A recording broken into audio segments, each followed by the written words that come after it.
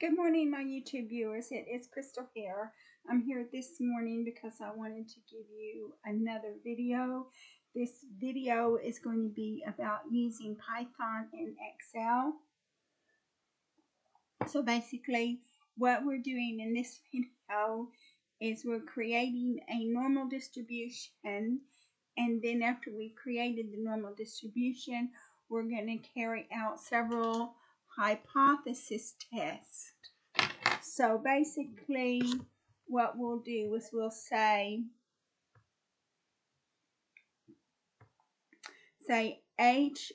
HO means are the same. That's your hypothesis. That's your null hypothesis. And HA equals means are not the same. And then what we're going to do is we're just going to say alpha equals 0.05. So your alpha is going to be 5%. So the first thing that we did is the first thing that you have to do whenever you are programming Python in Excel is you have to go to the very first page, the very first spreadsheet of the workbook to import your libraries. So you need to create a page and call it import libraries. And so we're going to be working with the SciPy library. So we're going to be saying import SciPy to import the SciPy. From SciPy import stats. And from SciPy stats import F1way.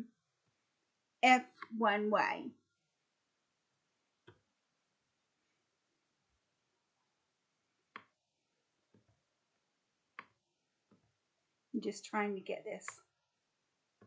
So we've imported our SciPy, our stats, and our F1way. And then we can go back to the page. I've called this normal dist and test because we're creating a normal distribution and we're testing it.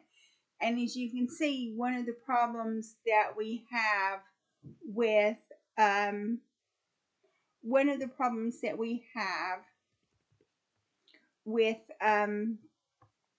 Python in Excel is Python is coming from Anaconda, and it's slow. Like if you want to pay, I think it's $29 a month plus tax, you can pay to have the speeded up version. But if you don't pay to have the speeded up version, then you have to use the slow version, which is what I'm using because I have limited funds. Because I have limited funds, I cannot afford to spend money on things, so I have to use free resources. But I do pay for Microsoft Office. That's one thing that I pay for, but I'm not paying to get fast Python. But if you plan on programming in Python and Excel a lot, that's something that you can do. Now, if you notice, whenever I first turned on this video, you'll notice that all of the calculations were already on the spreadsheet. But just the simple fact of me going to the first spreadsheet and looking at the first spreadsheet that said import libraries caused the calculations to go off, and it needs to be recalculated. And because it needs to be recalculated, it's taken a lot of time to do it. But what we're going to do is I created 3 normal distributions, and they all have the same code except for norm 1, norm 2, and norm 3. So we called these 3 normal distributions norm 1, norm 2, and norm 3. So you come over here and you can see this is your code.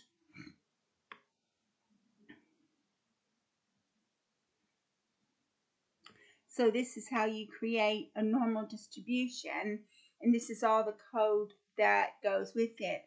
One thing that I would recommend, number one, if you don't have to program in Python, you shouldn't. And the reason for that is because Python is using a lot of memory. That's number one. If you can get away with putting some code in Excel, you can. But I went ahead and created a normal distribution because, in my opinion, it is easier to create a normal distribution in Python than it is to create a normal distribution in Excel. The reason why is because you can create a normal distribution in Excel, but you've got a formula, and in that formula it says true or false. So if it's true, you're checking the cumulative distribution function, and if it's false, you're checking the probability distribution function. Now, personally, I would like to check the probability distribution function, but you never know, and so Python just does it for you. Here's the code right here for Python. Norm1, so you've got mean standard deviation sample size equals 0, 1, 1000. So that means you're going to have a sample size of 1000. Norm1 equals np.random.normal mean standard deviation sample size.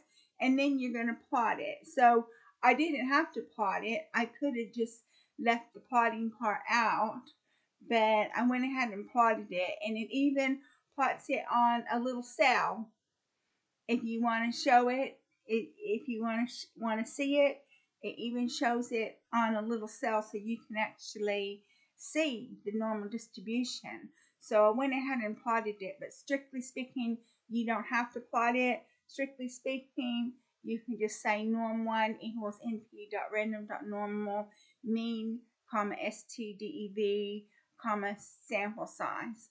So I did that formula for norm 1, norm 2, and norm 3. The only thing that I changed was the name, being norm 1, norm 2, and 3. So now what we're going to do is we're going to do a one sample t-test. So we've done a one sample t-test. And so this is our one sample t-test.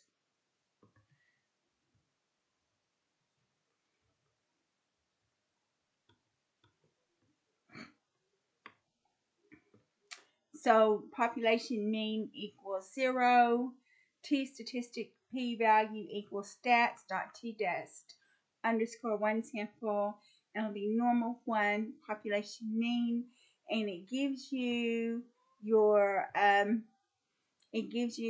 you click onto the little box with the drawers in it, and you do an array preview.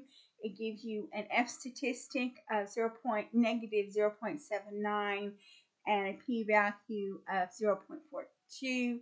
So since our alpha is 0.05, our p-value is greater than the alpha, so that means you have to accept the null hypothesis, which means the means are the same.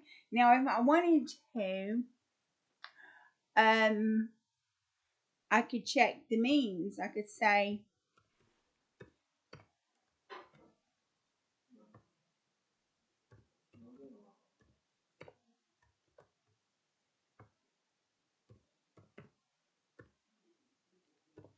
I'm not sure how to do that. Let's just see if we can do this.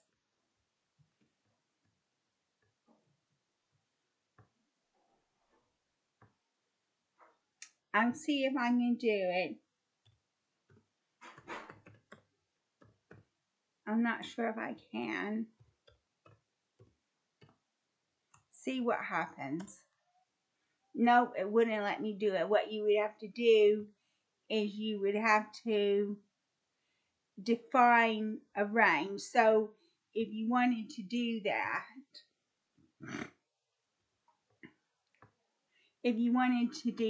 then what you would have to do is you'd have to do Python. You'd have to come over here into formulas, and you go into Python and you say mean 1 equals 1 norm 1 mean, and you, oh, I messed that up, didn't I?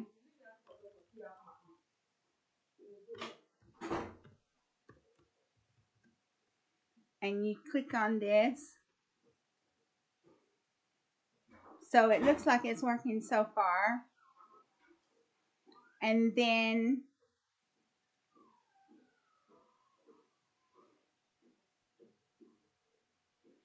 so it's taken a little while to do it, but what you would do is then what you would go and you click on it and you get the little square with drawers and you'd say array preview, and it would actually give you an array preview, but it's being really busy, which means that it's taking time to do it, which means it's, obviously it's slowing everything down.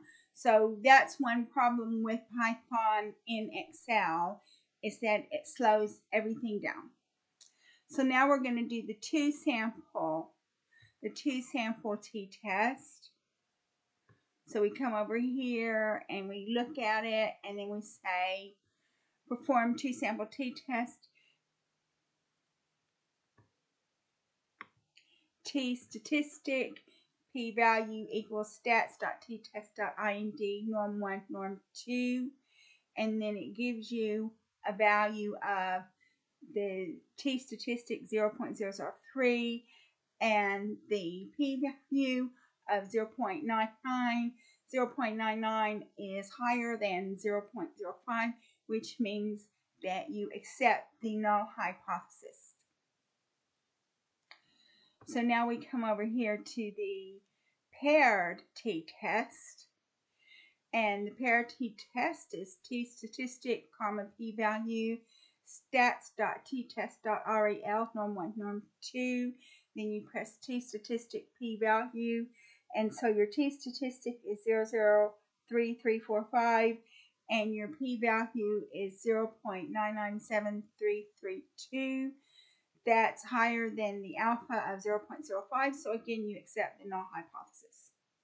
So now we're going to check the ANOVA, and if you watched my video yesterday,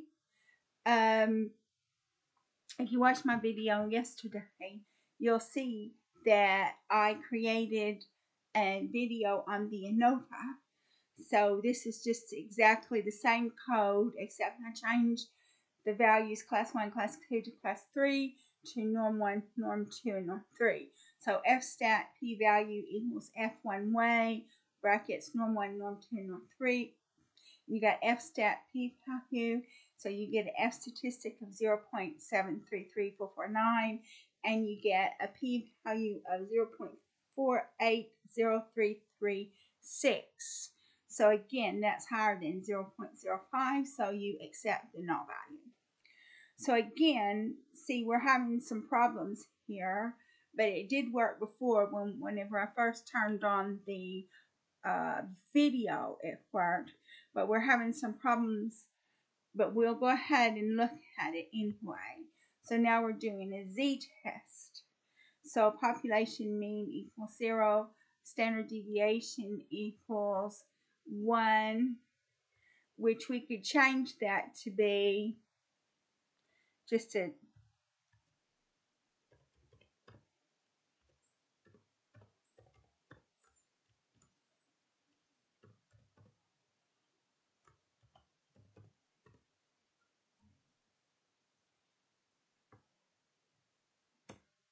and then so we can take out a line, because you want to make your code as short as possible, because you haven't got that much room to be writing code.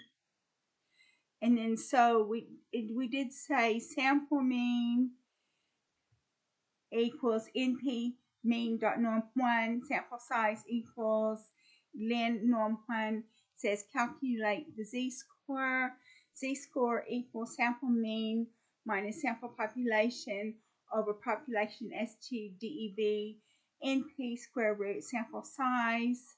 says calculate the p-value, gives you your p-value equals stats.norm CDF z-score times 2, that's a two-tailed test, and z-score p-value, and it gives you that. So we changed it a little bit, so it's busy. So you have your z statistic as 0.44, and your p-value is 0.659216, which is higher than 0.05. So that means that you have to accept the null hypothesis. So we come over here, and we still got mean 1 equals norm 1 mean. We copy this over.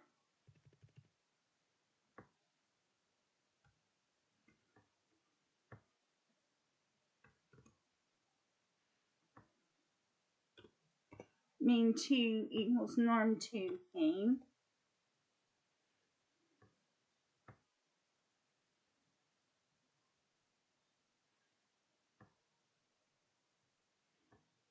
Come over here to insert Python, and then mean 3 equals norm 3 mean.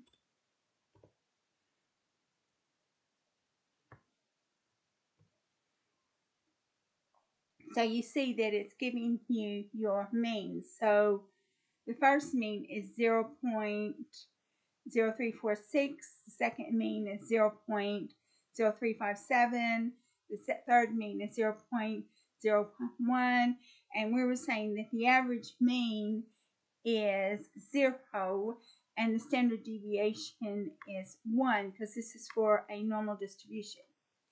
So this is says name population not defined. So we come over here, so we had a mistake. If it says Python, means you've had a mistake. Population, so I made a mistake. So there, we try it again. It says it's busy.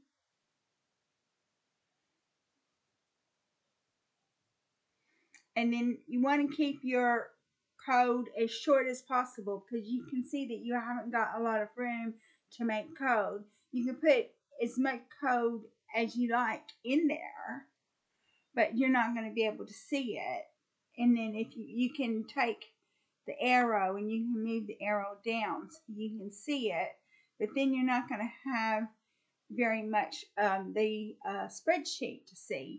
So that's one thing that you need to do. One thing that I do think that is good about programming Python in Excel is the fact that whereas when you're using a Jupyter notebook or a IDLE, it's top down. All the code is top down. But when you're using a spreadsheet, you can move it around on the sheet. So that's a positive thing. It's still not coming up. It says filled. We'll X out that. And then we'll say